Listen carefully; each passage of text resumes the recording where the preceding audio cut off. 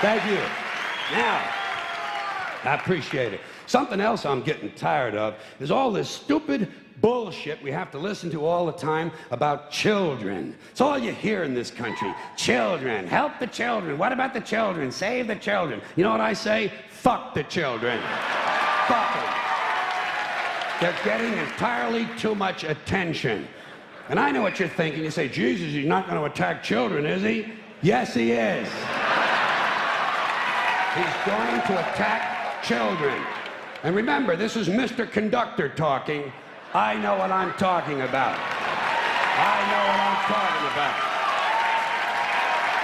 And I also know all you single dads and soccer moms who think you're such fucking heroes aren't going to like this, but somebody's got to tell you for your own good, your children are overrated and overvalued. You've turned them into little cult objects. You have a child fetish, and it's not healthy. And don't give me that weak shit. Well, I love my children. Fuck you. Everybody loves their children. Doesn't make you special. John Wayne Gacy loved his children. Kept them all right out in the yard near the garage.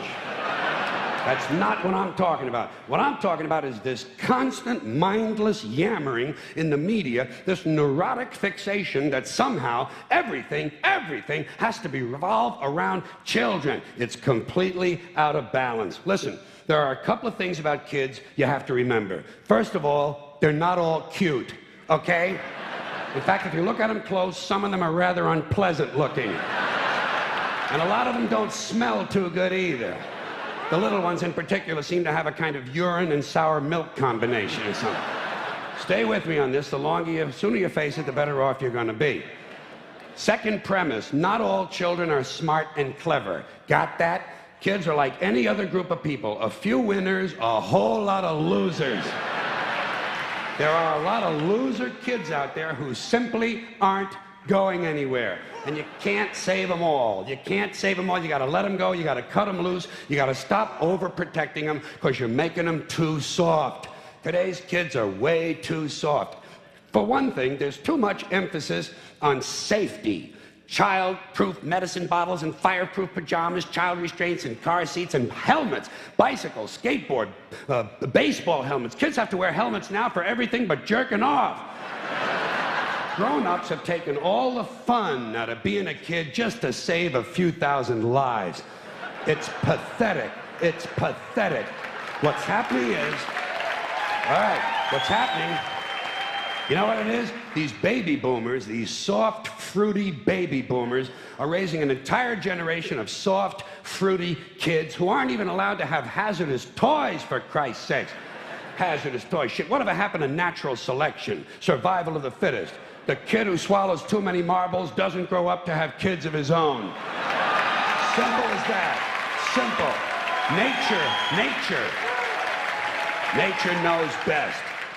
We're saving entirely too many lives in this country of all ages. Nature should be allowed to do its job of killing off the weak and sickly and ignorant people without interference from airbags and batting helmets.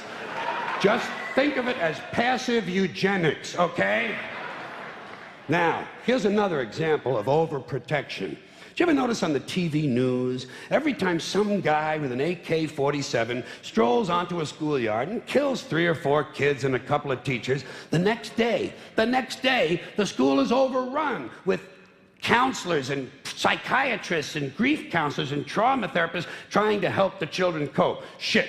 When I was in school, someone came to our school and killed 3 or 4 of us. We went right on with our arithmetic. 35 classmates minus 4 equals 31. We were tough. I say if kids can handle the violence at home, they ought to be able to handle the violence in school. I'm not worried about guns in school. You know what I'm waiting for? Guns in church. That's going to be a lot of fun. And it'll happen. You watch. Some nut will go fucking ape shit in the church, and they'll refer to him as a disgruntled worshiper. Here's another bunch of ignorant shit. School uniforms. Bad theory.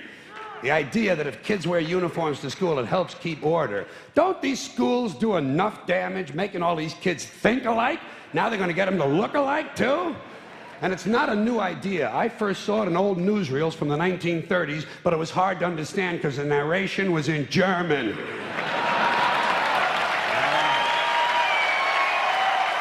One more. Thank you. Thank you. One more item about children, and that is this superstitious nonsense that blames tobacco companies for kids who smoke. Listen, kids don't smoke because a camel in sunglasses tells them to.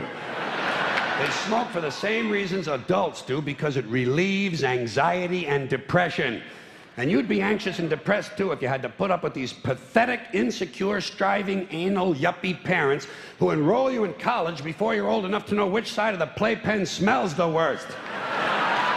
And then they fill you full of Ritalin and drag you all over town in search of meaningless structure. Little League, Cub Scouts, swimming, soccer, karate, piano, bagpipes, watercolors, witchcraft, glass blowing, and dildo practice.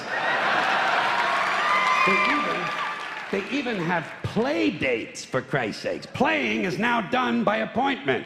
Whatever happened to you show me your wee-wee and I'll show you mine? Hey, no wonder kids smoke. It helps. Not as much as weed, but hey, you can't have everything. You know it's true. Parents are burning these kids out on structure. I think every day all children should have 3 hours of daydreaming. Just daydreaming. You could use a little of it yourself, by the way. Just sit at the window, stare at the clouds. It's good for you. If you want to know how you can help your children, leave them the fuck alone.